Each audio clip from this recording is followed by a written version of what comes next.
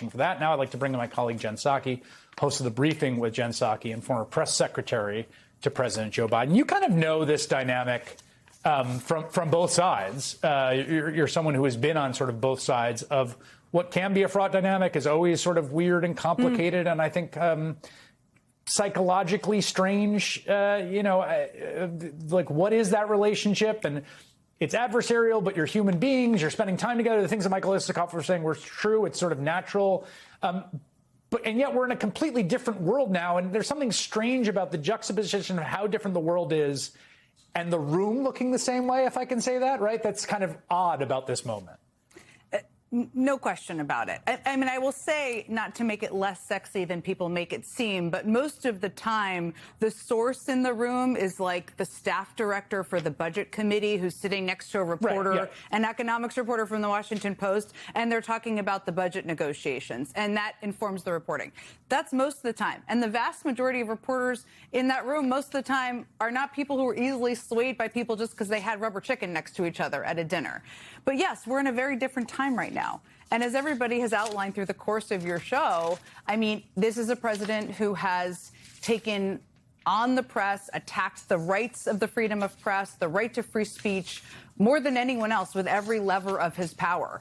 And now he's standing in this room and not standing currently. His eyelids are looking a little heavy, might I note. But, you know, he's going to be standing in this room and delivering a speech to this group of people. The one thing I will say that I have noted, and I'd be interested if you agree or not, I mean, is a year and a half ago, in the beginning of this administration, it was, I mean, we could do a story every single day about how the press were acquiescing, how major news organizations were acquiescing to the Trump administration. From the Barry Weiss era, which we're still in, to ABC, to Jimmy Kimmel period of time. I do think we're seeing more pushback from news organizations punching back, including the New York Times and others. That's important to see. Are there exceptions to that? Is it enough? No, but it is a changing guard. And a lot of those people are in the room tonight for that, too. I completely agree. I think that's true. I think that's true surveying the entire landscape of civic institutions in a free society, right? So, like, the law and the law firms and the universities and the press, right? There's all these things. There's like, you know, what makes up an open society? There's all these, there's the government, there's businesses, right? And then there's this whole landscape that is all things that aren't one of those two things. And that's religious organizations, and it's political parties, it's community organizations. And yes, I totally agree. I think, you know, the media is one of the tent poles of that. But I think we have seen people get tougher. And honestly, you know, the irony here is, for all the manipulation and browbeating of the press, for all the attempts to kind of control it through regulatory fiat, the guy's polling at 34% this week. So this has not been, if the idea is we will control the press and our buddy Elon Musk owns Twitter and our other buddy is going to buy this, and that's going to allow us to propagandize the American people who are going to love us, like, that is plainly not working right now.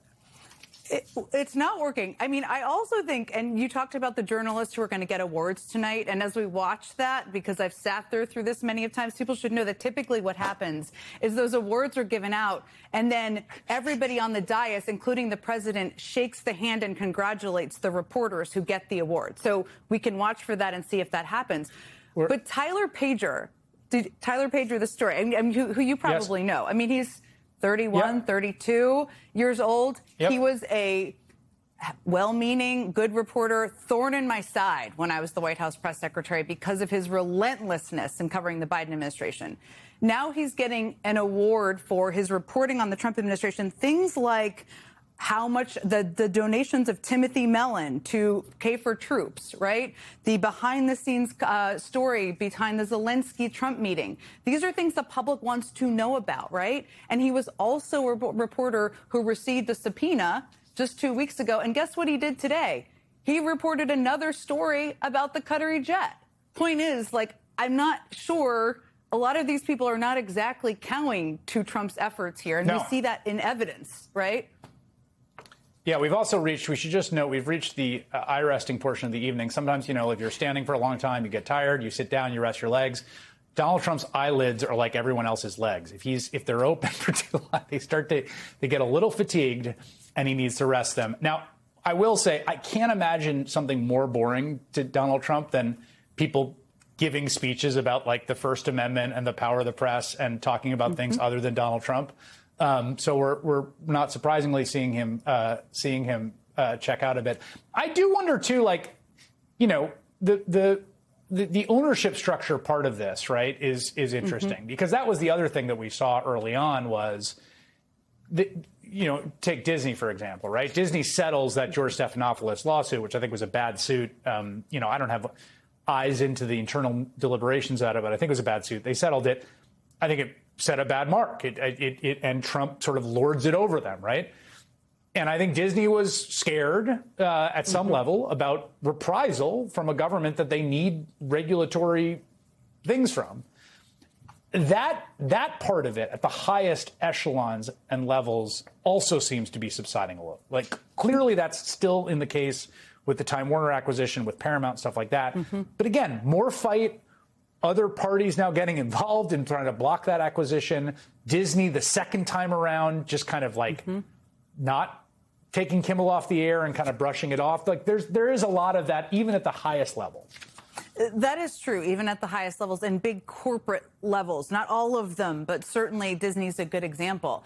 I also think we've seen, I mean, Sarah Fitzpatrick's story about Kash Patel from several weeks ago that The Atlantic put out, that he threatened to sue them, right? Then Jeffrey Goldberg came out with a scathing response, and Sarah Fitzpatrick did another story about it. So even news organizations that aren't as enormous, that don't have the resources of an enormous corporate entity are also like, you know what? Bully trying to take my lunch money, I'm not going to give you my lunch money because otherwise you're going to come back and ask for my lunch money again. And that's a good sign. Josh Dawsey, I believe, getting an award up there, a great reporter for the Wall Street Journal. I do feel duty-bound to note as we talk how weird it would be if I just went like this while you're talking to me. Like it would be strange. People would remark on it. It's become something that just happens all the time. But obviously, if anyone else did that, or if you were in a meeting or you were in the middle of an interview and someone did that, it would be notable. You would remark on it. It would be notable, Chris, that we've sat on panels for hours and hours together watching a variety of events that could be described as not exactly earth-shatteringly exciting at all moments. And neither of us have closed our eyes that I recall. But yes, that appears to be what's happening right now, what we're watching, though clapping aggressively. What do you think about this sort of question about, you know, you talk to reporters. I mean, I think you and I are in a different position. You know, we're sort of on networks and have shows that have sort of our names and our voices, and people are sort of watching us. It's like we're telling you what we think, right? That's the bargain we have with the viewer, right? I'm going to tell you what I actually think. That's not true for a ton of people in the press, and many people in the press are, you know, the sort of norms around what they're doing is they're not telling what they think. They're sort of reporting the facts. They're letting the story speak for itself. And there's a feeling that Donald Trump wants to kind of go with war with the press to make them the enemy, because he wants to kind of make them seem politically toxic to the 40% of the country that sort of he has a lock on, or the 38 or 34%. And that the press does itself a disservice if they seem to be playing into going to war with them. That's one argument. The argument on the other side is it's kind of crazy when a person's going to war against you to sort of pretend like he isn't. And to kind of keep conducting business as normal. And again, I think there's sort of arguments on both sides. I think there are people with good faith and really people I respect who are in different parts of that debate, depending on where they're in the landscape. But what do you think about that debate? I mean, I think Trump is a dog that doesn't have very many new tricks, right? And so he has long thought that if he bullies the press, they're going to acquiesce. And for a period of time, a number of organizations did, and in a relatively recently. That has been changing to some degree, as we've been talking about. One of the things I think is interesting in terms of how we talked about it in the Oval Office today is he kind of suggested, I'm not going, and he said this recently, I'm not going after the press. I'm going after the people internally. The press are just a means of getting there. And this is also their argument around the lawsuits, right? And sweeping up journalists in that.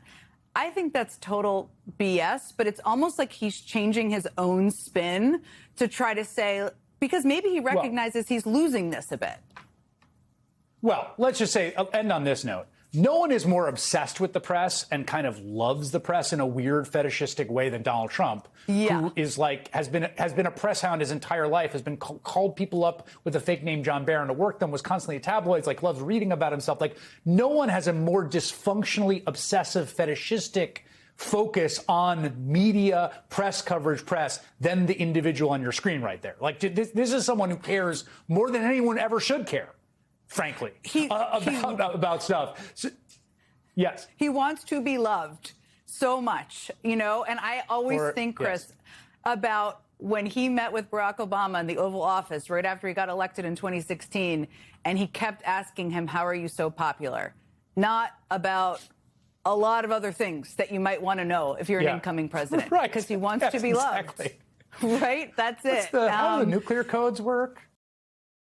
450,000. Okay, in case you've had enough for this moment, we're going to break in for a moment. This felt so far to me like one of those awkward wedding speeches where the bride's father thinks he's funnier than he is and goes on way too long telling stories. I mean, I have been to countless White House Correspondents' dinners. I have worked for two presidents who have spoken at these dinners. And it's always stressful to come up with funny jokes, but here we are. Now, the backdrop, again, we've been talking about this, but the backdrop of tonight's speech was not just that this is a man who is at somewhere between 30 and 32 or 33% in recent polls for overall approval rating. It's a man who was spent his presidency attacking, threatening, and suing the very media organizations who are in the room as he is speaking tonight, which I think we all have to talk about and acknowledge. And as for the speech itself, and if you've been listening, you've heard from a lot of this, but just in case you're tuning in now or you're just trying to make sense of what's happening, he spent a good chunk of time talking about his favorite topic of all time, surprise, surprise, his job as an interior decorator, musing about the chandeliers in the Palm Room and new windows, everyone. We're in the middle of a war, but new windows and the chandelier.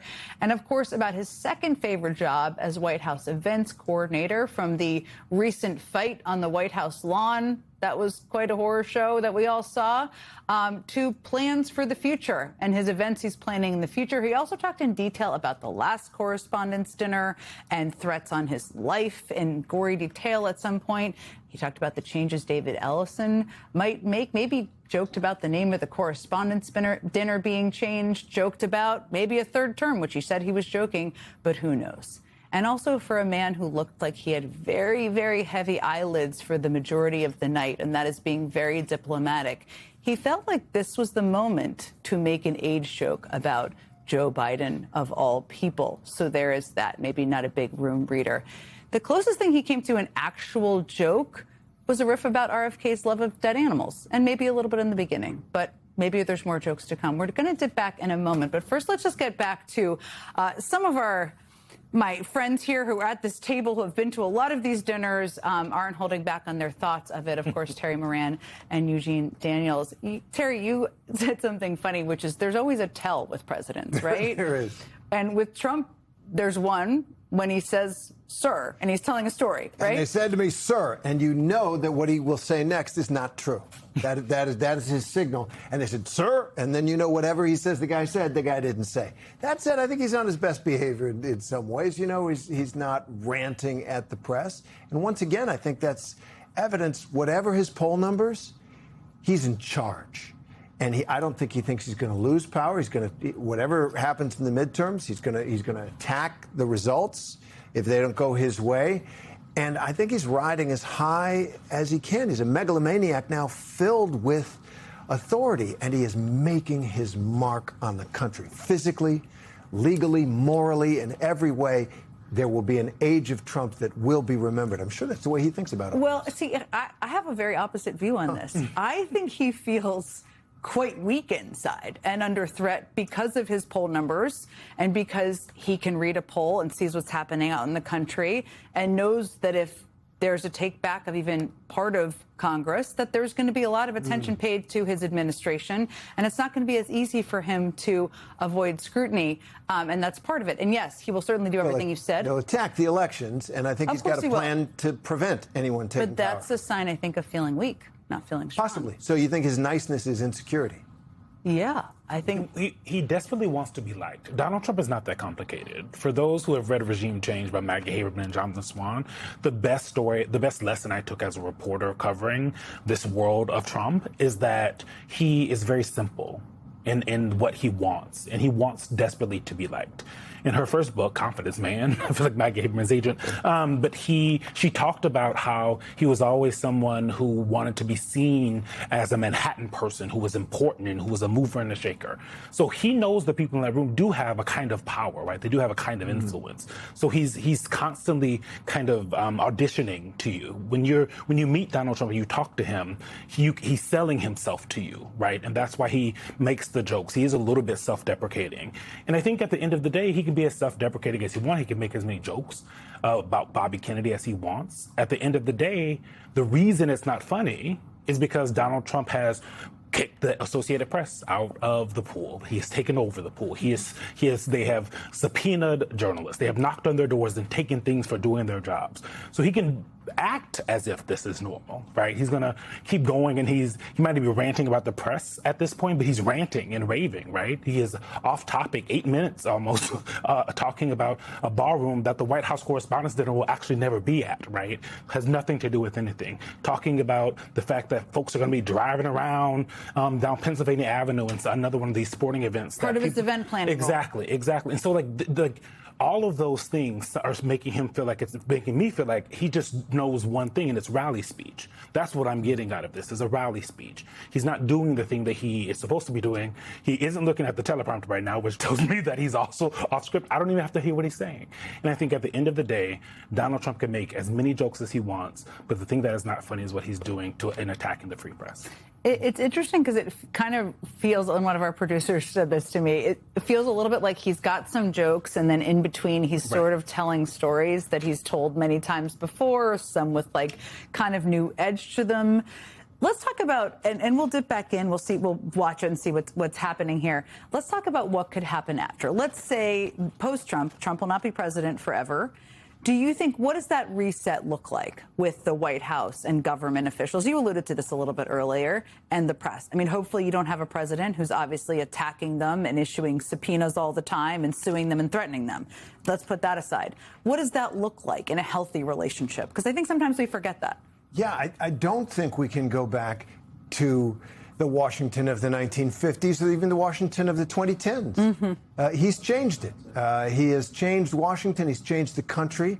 And so I think future presidents, both Republican and Democratic, will take some of the power that he got to trash the press, right? For a long time, there was a kind of understanding that the president was the president. There was a point at which you could go in reporting on him and in calling him out. You couldn't get personal with him. And Trump comes in that first term, and he's breaking all the norms, mostly, though, not with the power, but with his personality. And I'm sure he felt attacked. Well, now all of that it's all open field for Trump, for the presidents, and for the press. And the other thing is there's no such thing as the press anymore. So as candidates are doing every day, they're finding ways around the press that they don't like. They're finding the press that might help them and focusing on that. And that will create, a less reliable narrative out of Washington.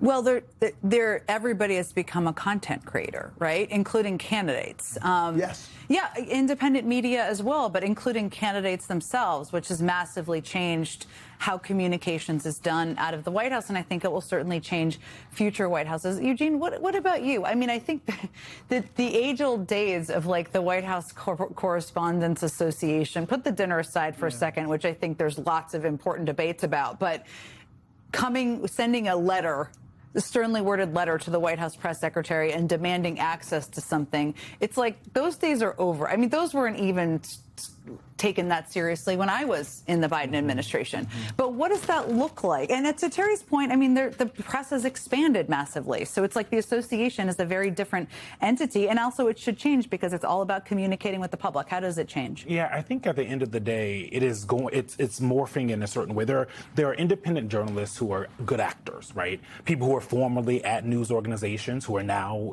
doing their own thing, like Terry here. There are people who maybe have a slant slant to what they're doing, as though they're doing some more opinion journalist type things. That's all well and good, but there's also really bad actors. And I think that is the issue that we have here, right? Is like there's a whole ecosystem that is out there that wants to spread misinformation and disinformation. And that's the thing that I think we as the press, all of us, whoever it is, and how the American people see us are going to have to figure out how to weed out that aspect of it. It's going to be really difficult because people can pick and choose where they want to go.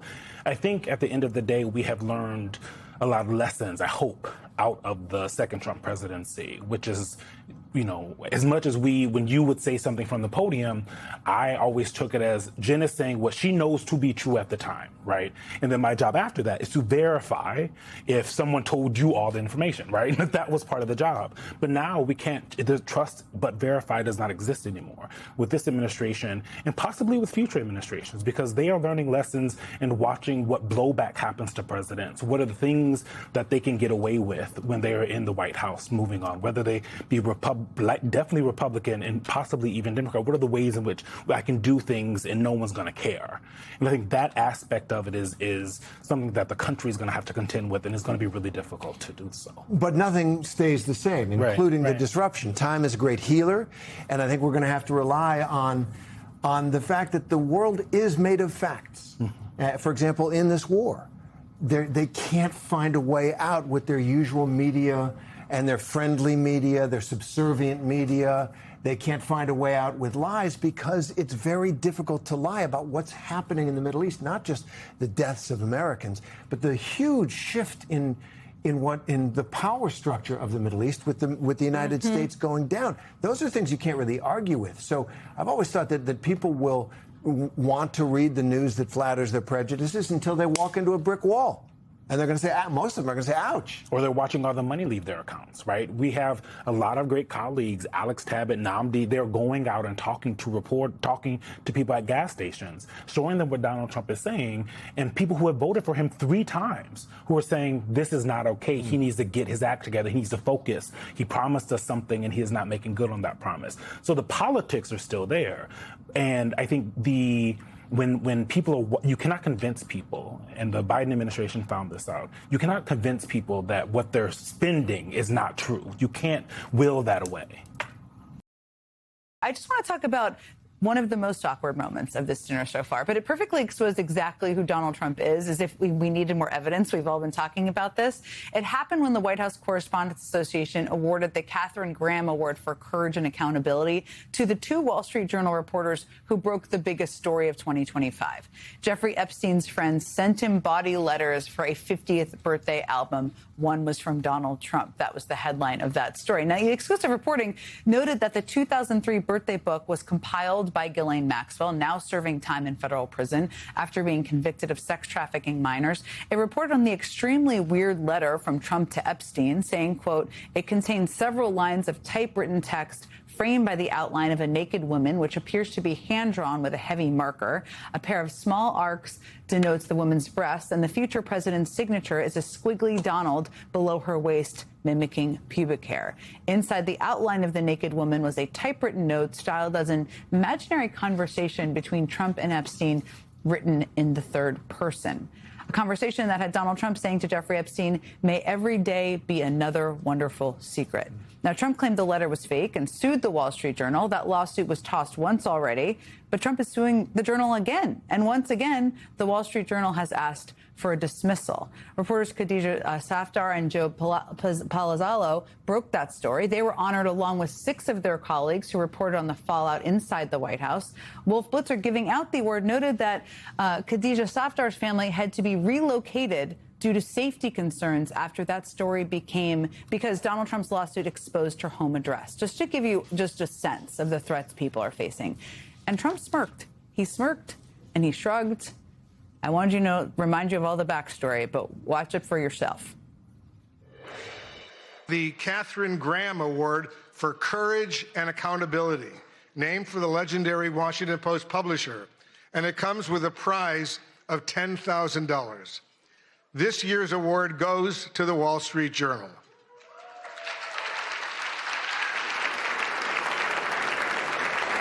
The Journal's courageous reporting on President Trump's past relationship with financier Jeffrey Epstein triggered the release of the so-called Epstein files, thousands of documents that might otherwise have remained hidden from the public. And despite the president's threat of a lawsuit, the Journal published a story about a provocative letter to Epstein bearing President Trump's signature. Trump quickly filed a $20 billion lawsuit against the Journal, revealing reporter Khadija Safdar's home address. Her family had to be relocated. The Journal was kicked off of Air Force One, but the reporters continue to file revelatory stories. Please welcome the winners of the Katharine Graham Award from the Wall Street Journal. Khadija Safdar, Sadie Gurman, Annie Linsky, Josh Dawsey again, Alex Leary, Rebecca Ballhaus, and Ryan Barber. Their colleague, Joe Palazzolo, could not attend tonight.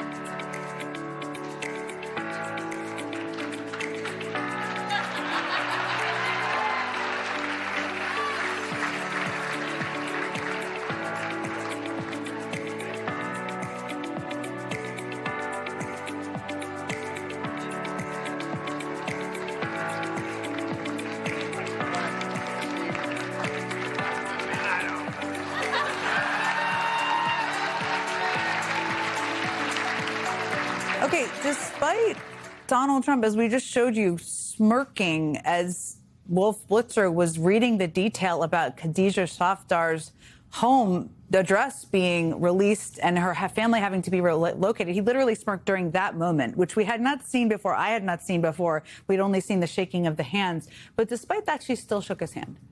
She can take professional satisfaction in the fact that everything that was just said in that commendation about her reporting was true, because she and her colleagues who broke that news last July set off a race by Democrats on the Oversight Committee, spearheaded by our next guest, Ro Khanna, to obtain the birthday book with that creepy card Donald Trump claims he did not write from the Epstein estate, which they did in early September. And by November, the Epstein Files Transparency Act had become law, with strong bipartisan support, including a unanimous vote in the Senate, forcing Donald Trump to sign it and the Epstein files to be released, which in the hands of Donald Trump's DOJ and Attorney General nominee Todd Blanche is where the momentum has stalled. That is where we are. But the origin of this is definitely rooted in that story a lot. Joining us now is California Congressman Ro Khanna, a member of the House Oversight Committee. First of all, given how steeped you have been in trying to get justice for these survivors and pushing the administration for information, as you watched that moment of Donald Trump smirking, what went through your head? These journalists made history. Donald Trump can't take that away from them. We would never have had the momentum to subpoena the Epstein estate if it wasn't for their reporting. The Epstein Files Act would never have passed if it weren't for their reporting. They put the survivors front and center. They gave us the idea of subpoenaing the estate. Look, they basically started the unraveling of the Trump presidency. So he can smirk, but he's at 32% and has lost even his MAGA base on this issue. Yeah, he has. It's interesting. Places where he once was in much stronger footing. This is one of them. The economy is another one. Immigration is another one. It's, all of this, I've been talking about the backdrops of this speech tonight because I think it's important to remind people of. And one of them is the hurdle to Todd Blanche's confirmation for Attorney General. There should be a lot of hurdles. There are a lot of hurdles. I mean, there's 2 senators who are the hurdles currently. But this should be one of the hurdles. I mean, given how the Department of Justice under his leadership has really failed to comply here. Give us a sense. We talk about this a lot, but again, this is an opportunity and a moment to remind people of how difficult they've been in implementing and working with, really, on this. Jen, when we started this, it was nothing to do with Donald Trump. We were working with Marjorie Taylor Greene and Nancy Mace. It was all about the survivors. And they thought, certainly, Donald Trump, who had campaigned on releasing the Epstein files, would release the Epstein files. But while there have been prosecutions around the world, former princes, former prime ministers, former ambassadors, there has not been a single investigation or prosecution here in the United States, even though in those files are the names of people who survivors will tell you raped them, abused them, trafficked them. This is not exaggeration. These survivors are saying that not a single investigation, and they still have 3 million files that they haven't released, even though a federal judge, because of Katie Fang's effort, has found that that's in violation of the Epstein Transparency Act. And the person most responsible, other than Donald Trump and J.D. Vance, is Todd Blanche. And he's coming and he's asking the American people to put him as Attorney General. That would be a slap in the face of the survivors, and it would be the slap in the face of the democratic process. Let me ask you we've been talking about this a little bit, like why Donald Trump is at this dinner, what is going on inside his head right now. I mean, I think the man is in the low 30s in polling. If you look across the country, he's at 28% in a recent poll on the economy. He's underwater on all sorts of issues. He wants people to like him. What do you think this is all about tonight? I think it's self-indulgent. I mean, I was in the green room hearing him go on and on and on about this wrestling match and ultimate fighting match in the White House. And it's just someone rambling. You know, it's someone who understands he's unpopular, who understands he's kind of towards the end of his career. And he's almost like fighting to be relevant, fighting to still have the stage, seeing it slip away from him. You know, even The Apprentice only ran 13 years. 13 years, you know, Trump is approaching a time where he's become a bore. More than a fascist or something, you can't be a bore in America. And his act is no longer connecting. And I think he gets that. I think he understands that. He's desperate to be the center of attention. I mean, you know this. He will trash the press, but he'll court the press. He's desperate to be written about, and he'll call bookers. I mean, he'll call bookers to get on TV himself. And so he sees himself slipping from center stage. We're just over, as I think everybody watching knows, 3 months from an election. If Democrats win back the House, which certainly they seem very well positioned to do, maybe even the Senate, what does that look like in terms of what can happen on further pressing to implement this law that the Department of Justice is refusing to do?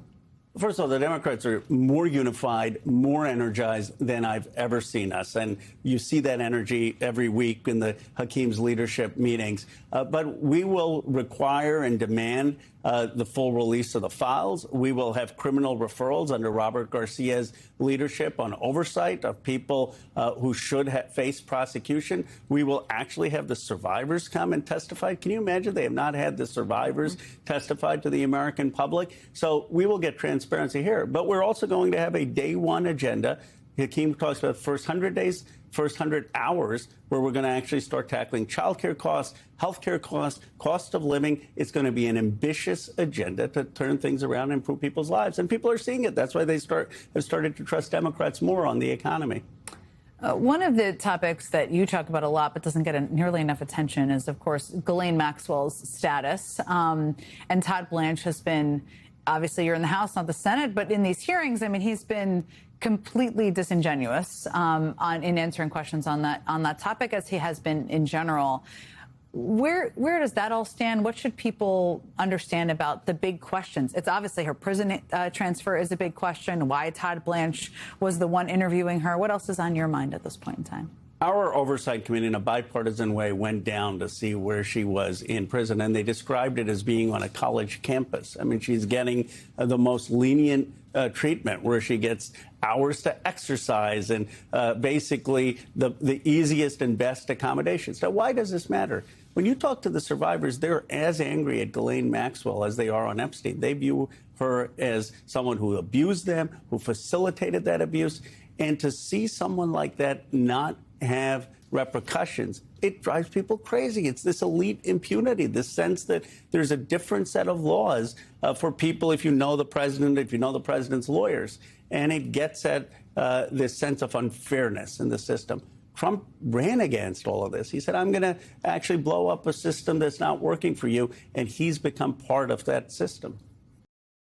As Donald Trump does his best to denigrate the press tonight in what is now past, I believe, or coming close to passing the hour mark, I think it's important to remember just how important he himself has made the press, even when it comes to just understanding basic facts. I mean, earlier this week, Trump attended the dignified transfer of 4 U.S. service members who were killed in the war with Iran. They brought the total death toll of U.S. service members killed in Trump's war to 18. But the day after that dignified transfer, the website the Pentagon reports casualties on had lowered that number to just 14. On Wednesday, it said 18 people had been killed in this war. By Thursday, it said 14. Now, the Pentagon's acting press secretary attributed the change to just a temporary data disruption and suggested that it would be quickly fixed. As of tonight, those numbers still do not appear to have been fixed. And now, if we don't have a robust press corps, we probably wouldn't know about the story to begin with. But we certainly wouldn't know this because the 3 military officials told the New York Times that one of the reasons the death toll got lower was because the Trump administration decided to remove 4 service members killed this past weekend from the list because their deaths occurred after Trump declared a ceasefire in the war in April. Think about that. 4 U.S. service members were killed because of Trump's war of choice. But the administration has reportedly decided not to count their deaths in the war's official death toll. I mean, it is giving me, it's infuriating. It's also giving me flashbacks to the beginning of the COVID when the number of people testing positive for the virus was making Trump look bad. So Trump's solution was to try to get everyone to stop testing. Over and over again, he has tried to hide the truth rather than face it. But luckily, the press corps hasn't let him get away with it. And I think there's increasing pushback, as we've been talking about. Joining me now to talk about this longtime and legendary Pentagon correspondent Barbara Starr and retired Lieutenant General Mark Hertling. Thank you both so much for being here. Barbara, let me start with you. I mean, you have covered the Pentagon for decades.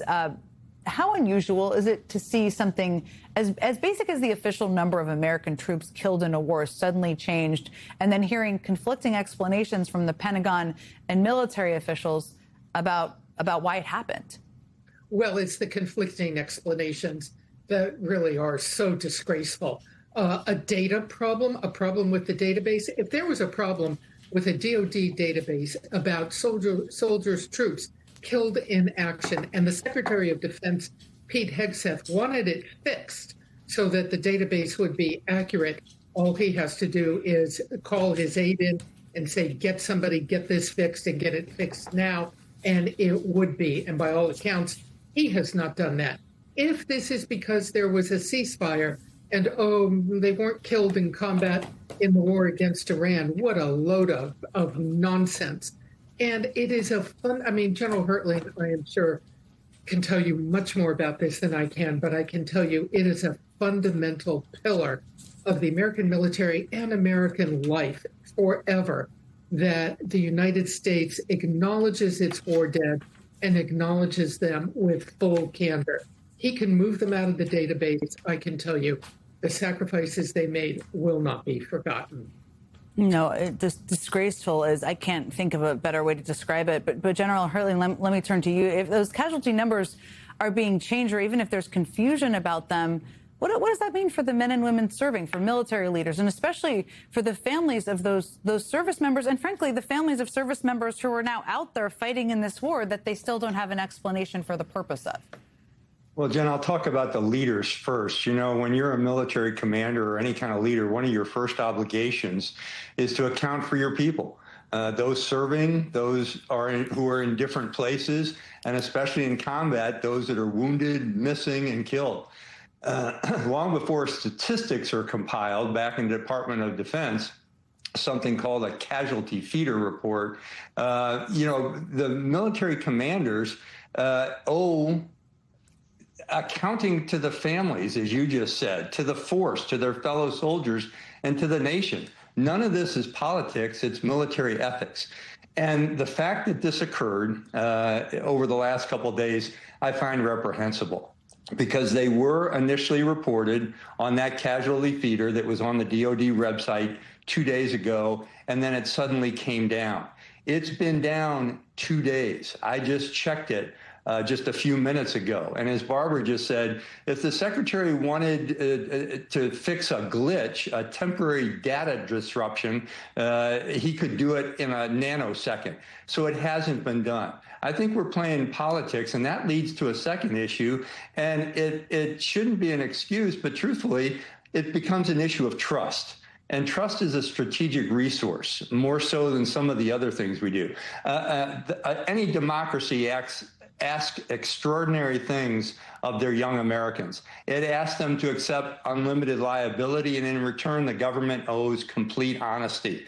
And that's where we're falling short right now. There is very little candor about the war. There is very little candor about casualties, equipment losses, damage to bases, and all the other things that, as a commander in combat, and Barbara pointed to me because she visited me in combat a couple of times with her news organization, she saw how draconian we were on certain things, and casualty reporting, not just killed in action, but wounded in action, very seriously injured and not as seriously injured, died of non-battle wounds like accidents or aircraft having damage. All of those things are accounted for, and a commander is responsible for it at every single level. Barbara, this discrepancy only came to light, because reporters noticed the numbers as they kind of culled through the data, which is interesting. You've talked a lot. We've talked before about how even though there's this effort to not do Pentagon briefings, they haven't had one really since early May, if I'm getting my numbers correctly here. The efforts to crack down, the lack of disclosure of information. There is still excellent reporting being done, of course, because there's excellent reporters covering the Pentagon. What do you think this tells us about that and how that's all going? Well, and again, this is a week when we saw the courts lead the Justice Department to withdraw subpoenas against New York Times reporters as part of an alleged leak investigation. We continue to see the administration go after the media time after time after time. And I have said, and I really believe this, I really do, right from the beginning, for those sitting in the back not paying attention, listen up. The American news media is not going anywhere. It will continue to do its job. It will continue to report on the government, on those who serve, how taxpayer money is spent, and what the government is doing. This still is a democracy. Someday, Pete Hegseth is going to be out of office, and things hopefully they'll change before he leaves. But the life will move on. And in the meantime, the American news media not going anywhere, continuing to do its job against all of the threats, the intimidation, the accusations, the insults thrown at it by everyone from the president to the Secretary of Defense. It's ridiculous, and it's not going to stop American reporters from reporting on this government.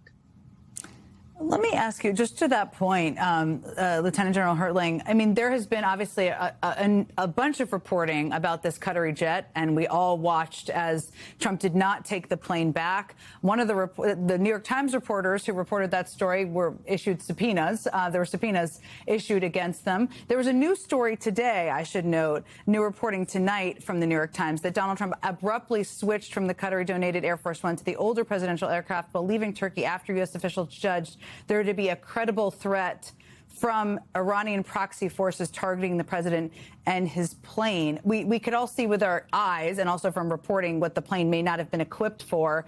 But what does that decision tell you about the seriousness of the threat? To the degree you have an assessment of that, what do you make of it?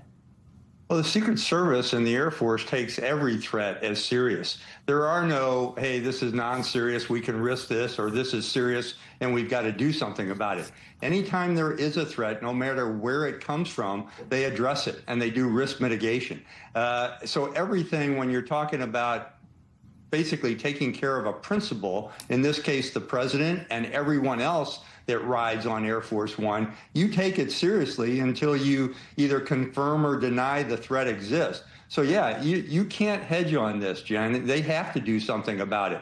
But again, it was the way the president treated it. When the day that he took the old Air Force One back and it was announced that he was going to send the new one, the Qatari jet, to England so that soldiers could see it, man, You know, I try not to use profanity when I'm doing military analysis, but the only thing that came to my mind was that's bullshit. I mean, it's obvious that it's BS. The military teaches leaders about both success and failure and how to handle it. They also teach them accountability, accounting, and responsibility. And that's not taking place right now. There's very little candor, and there seems to be a lot of walls being put up to prevent the truth from coming out. Sometimes you just got to say BS and say the actual words, and I'm here for it. I'm so grateful to you both. Thank you. I mean, the role of reporters and journalists on a night where the president just spoke for over an hour and donned a Trump 2028 hat at the very end is an important part of the story. And there's so much excellent reporting that's still happening. Thank you both so much for being here with me tonight. Thanks, Ken. We begin today with round 2 of the White House Correspondents' Dinner 2026 after May's dinner was cut short by that shooting. Trump, who has routinely attacked the press, didn't miss the opportunity to take personal jabs and criticize media coverage of him. This place is really the largest group of Trump derangement syndrome people ever put together at one time, I suspect.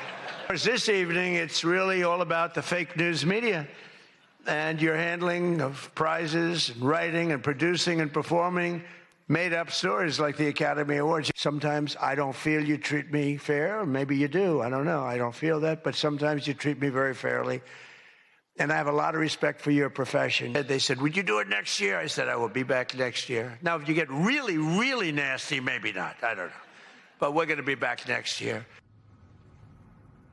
Yes, that was the president of the United States with the Trump 2028 hat at the White House Correspondents' Dinner last night.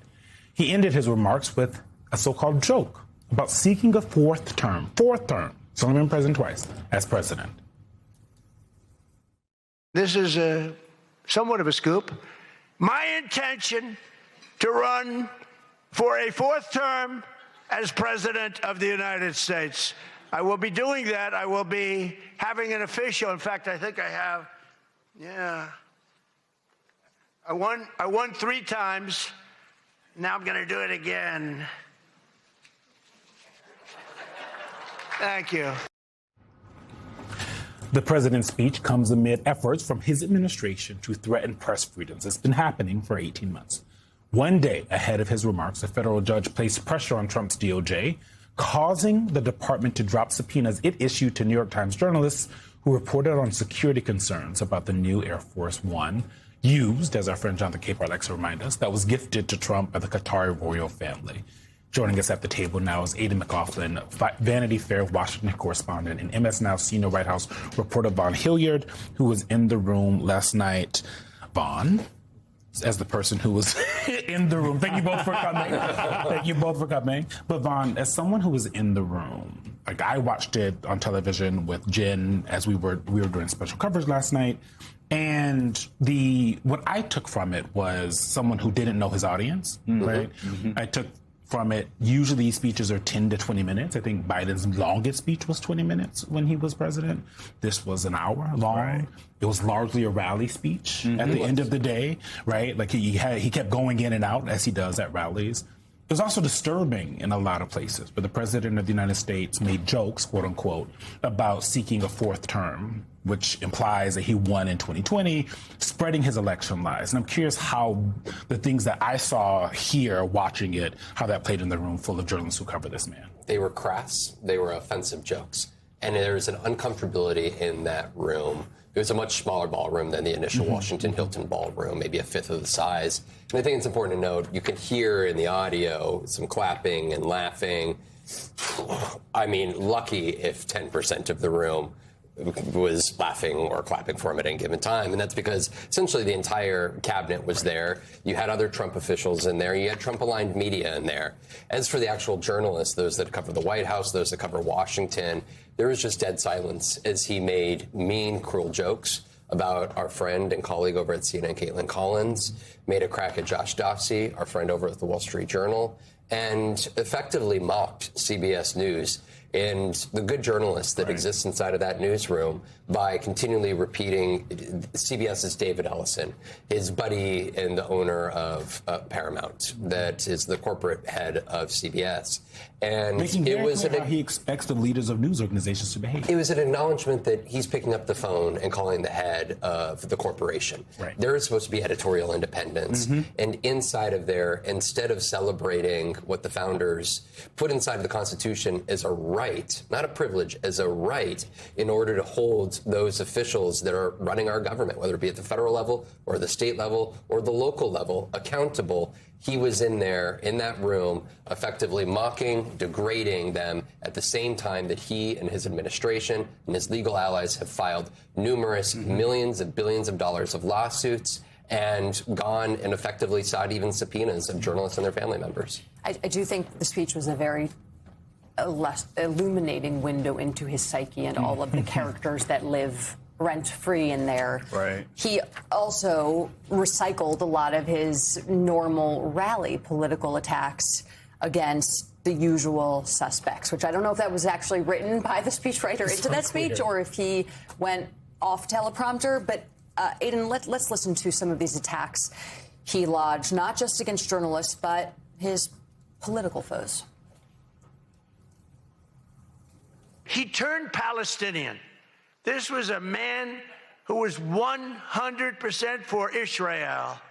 100%. Chuck Schumer, crying Chuck. But now he's a proud, very proud Palestinian. It's becoming such a horrible and dangerous location that Ilhan Omar, she's also a very dishonest person and she ought to get the hell out of our country. She shouldn't be here. She shouldn't be in our country. Gavin Newsom recently did a career-threatening, one of the worst interviews I've ever seen, where he said that he can't read a speech. He's incapable of reading a speech. He's a low IQ person. In Maine, they nominated a guy with a Nazi tattoo. But don't worry, Democrats. Word is that Platt, his replacement, he throws bottles at women. This guy throws bottles. This guy's another lunatic. Aidan, what do we know about the speech? Anything about how it came together? And, I mean, was this just, again, another Trump campaign rally at the end of the day? Well, I think we know that Trump himself didn't seem to be very happy with the speech. I mean, at multiple points he interrupted himself to ask who wrote it. And why no one in the crowd was getting his jokes, and you know, they were bad. Read the room. There were some delivery issues, though. I will say. In defense of the speechwriter, he would stop repeatedly to riff in the middle of jokes, and then he'd deliver the punchline, and you have no idea what the setup was. There could have been the one funny and appropriate joke that I'm not going to repeat on television right now was making fun of the age of lawmakers, and the delivery was completely botched. Yeah, and the same thing with he had a joke about Barry Weiss and the leadership in Iran, which was kind of a funny joke, but it got completely lost in his delivery. So I do feel bad for the speechwriter would have to suffer that. But in a lot of ways, it felt like a hostage situation. There was like all these reporters who are trapped in Washington in the middle of the summer, being lured into Trump's old hotel by the president so they could sit for an hour and listen to him deliver a campaign rally and roast them. I mean, like, that's what I was thinking the entire time. This was like a grand trick that Trump had pulled off on the press. At least I was happy to see that the Correspondents Association put together that video which tried to impress upon Trump the importance of a free press. Right. I don't know if that's going to hold, at least beyond last night, but it was good to see that. So, Vaughn, you mentioned in your prior set of remarks about these subpoenas that the president or the DOJ has issued to the New York Times about their coverage of Air Force One. That's what I want to talk about. What strikes me about these subpoenas is the timeline. If you go back and look at when these stories were published, they were published on July 8th and 9th just a few weeks ago. But the subpoena seeks information going back to January of this year. This doesn't feel like a narrow leak investigation, at least not to me. I want to play what the president said when he was asked about this just yesterday. Do you support these type of subpoenas to journalists, or are you going to encourage the administration? We're not after journalists. We're after leakers. We're after people that are cowards, people that are unpatriotic, people that are treasonous in many cases. And the way you find them is through the journalists. So you think it's appropriate to subpoena family members of journalists to find out information? I don't know what's appropriate, what's not. What's your reaction to that? You would know this from the DOJ that the New York Times subpoenas are the only subpoenas that we know about at this time. Right. And when you're going back to records dating back to January, you're talking about a trove of information, of records that this administration could seek to effectively try to prosecute journalists for the sources that they talk to, individuals inside of the government that felt compelled to go to journalists to have their stories shared and information be revealed because they believe that it's in the public interest to have it revealed. That is how journalism has long worked. And in 1971, the Supreme Court affirmed with the Pentagon Papers and the publishing of the Washington Post and the New York Times that unless the government is able to show that there is irreparable danger caused to the country and public interest, that the government effectively can't go and stop the publication of material. And so what we are watching here in the year of 2026 is an administration that has actively begun, forget the lawsuits, but the subpoenas, effectively gone to not just put fear and intimidation inside of news organizations, but also, importantly, officials, career employees, folks working within the government that, with their jobs on the line, if they were to be revealed, went and found journalists to share information. And what this administration is effectively saying to them is, do not do that. We are the ones that are going to be controlling the workflow of information. And when you have an admin that frankly cannot be trusted to share, tell the truth, and be transparent and tell the truth, it's a very difficult reality. And at the end of the day, this isn't about like the navel gazing of journalists, right? That like, oh, we're so above everyone, so we should be able to, write whatever we want. It's about the people. It's about the American people. We are the only folks, people who talk to these sources who are trying to gather information. It's the only way they know what's going on in their government. And so it's not about Donald Trump trying to silence. It is about Donald Trump trying to silence journalists, trying to silence folks within the government who are looking at things that they're uncomfortable with or have a problem with. But it's also because they're trying to keep information from you guys at home. To chill news gathering. That is largely what is happening, is make sure that the American people don't hear what's going on. Let's throw up E6, Karen. Like, there's so many of the media targets that Donald Trump has been going after over and over and over again over the last 18 months. And Aiden, for me, and I said this last night, I think you can joke about anything, but the jokes are only funny if Donald Trump didn't kick out the Associated Press out of the press pool last year.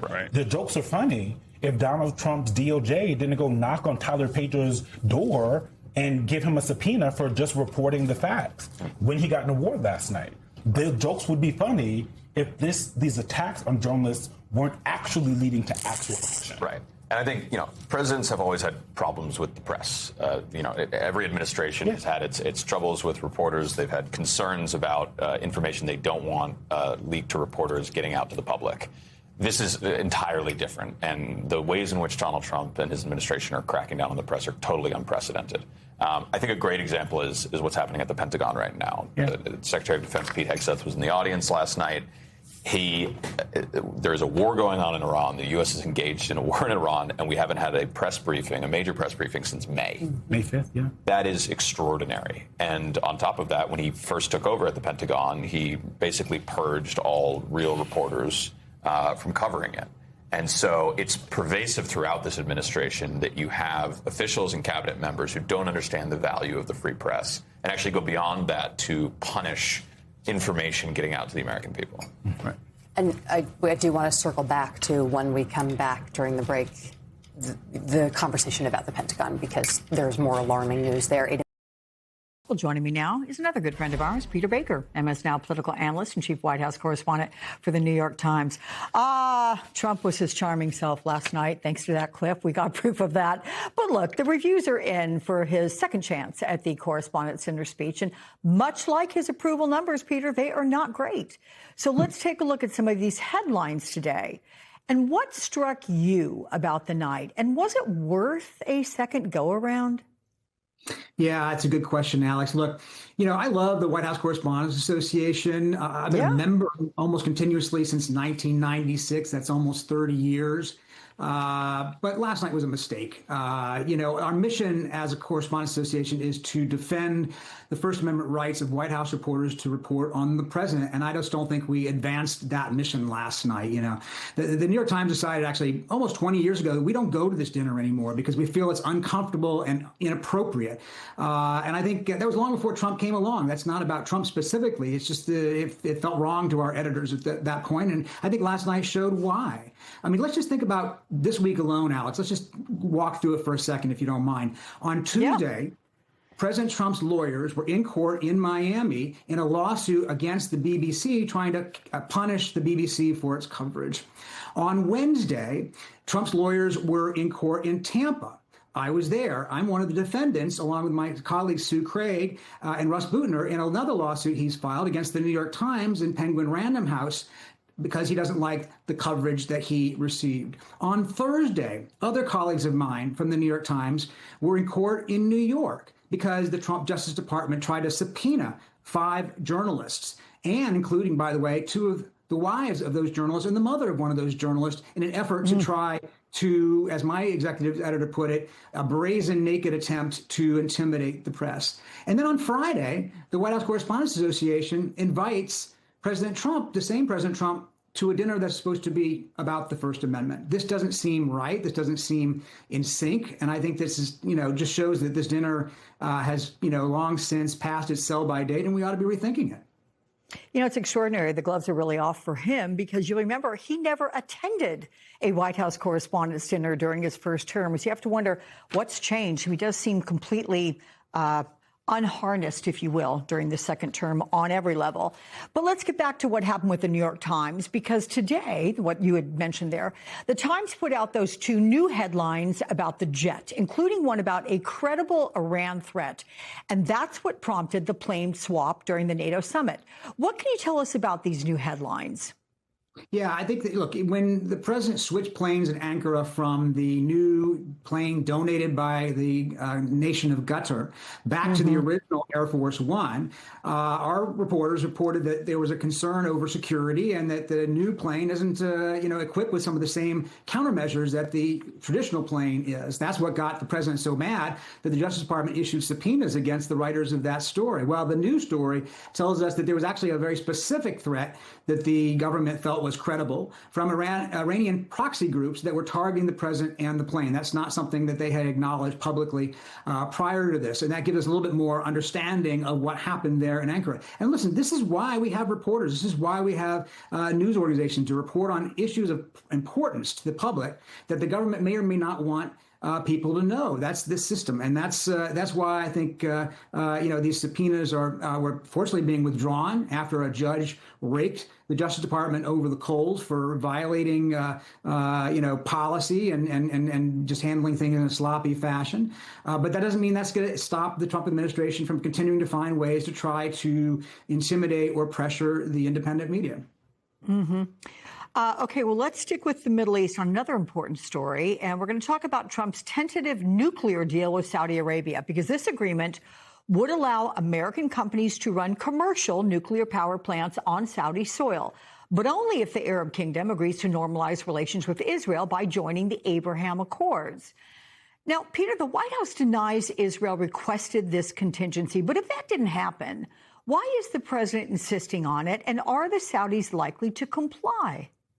Well, this is a really interesting story, and I'm glad you're focusing on it because, in fact, this was what the Biden administration tried to negotiate when he was in office, actually. They were going to have a deal with the Saudis to normalize diplomatic relations with Israel, and in exchange, one of the things that Saudi Arabia would get out of it would be this civil nuclear cooperation agreement. Well, that negotiation was blown up on October 7th because of the Hamas attack on Israel. And what the president seemed to do at first this week was say, I'm going to give you the nuclear deal anyway, without any conditions conditions with regard to Israel. And then a day later suddenly says, no, actually, there is the same condition that Biden was going to require, which is normalization of relations with Israel. Well, that's not something Saudi Arabia seems prepared to do. Saudi Arabia said that they will not consider normalization with Israel until there is some sort of a credible path forward to resolve the issue with the Palestinians. And so suddenly this deal that they announced with great, hullabaloo this week is now, of course, sidelined because that's not where the Saudis are and doesn't look like they're going to be there. So it's odd and curious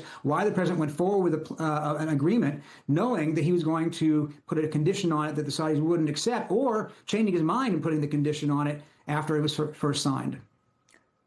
So why does the White House want to do this deal at all? And how is it beneficial to the U.S.? Might it work as some sort of a deterrence to Iranian nuclear ambitions? Well, that's why the Saudis are interested in it. The Saudis are interested for a couple of reasons, but one of which, of course, is to make sure that they can counter the Iranians. Secondly, they're looking to diversify their energy, plans, given the future of fossil fuels going forward. But it doesn't seem like the president got anything out of the deal until he suddenly then, imposed the Israel normalization condition on it. It seemed like he was just willing to give it to them. Now, there are people who will remind us that the Saudis are in business with some members of President Trump's family, including Jared Kushner, his son-in-law. That certainly raises suspicions on the part of some people about what's going on here, because it didn't seem like until he mentioned the Israel thing that there was anything in it for the United States, other than for perhaps some of our companies that do, do nuclear power. So, he hasn't really answered questions on this other than to say that he always intended to require normalization with Israel. But then why announce a deal that didn't actually have the Saudis agreeing to that?